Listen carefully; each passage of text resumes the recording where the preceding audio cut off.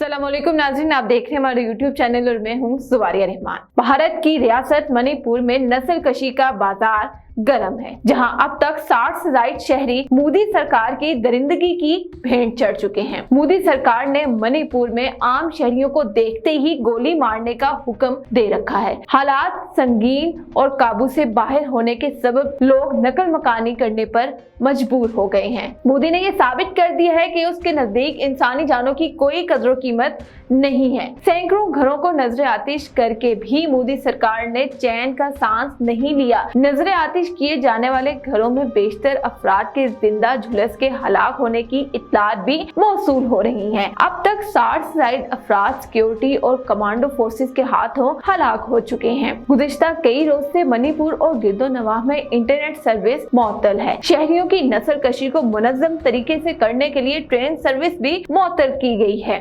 मोदी सरकार की हदायत पर आम शहरियों और इनके पूरे खानदानों की नस्ल कशी जारी है। मोदी सरकार की हदायत पर 10,000 से ज्यादा फौजी और पैरामिलिट्री के दस्ते ऑपरेशन में हिस्सा भी ले रहे हैं। रियासत की गैर कबायली आबादियां मुतालबा कर रही हैं कि उन्हें कबायली दर्जा दिया जाए ताकि उनकी जमीनों, सकाफत और शनाख्त को कानूनी तहफ़्फ़ुज़ मिल सके। कदीम कबायलियों की तंजीमें इस पर सरापा एहतजाज हैं, जबकि मोदी सरकार उनकी आवाज दबाने के लिए मुसलसल मजालिम और नस्ल कशी कर रही है।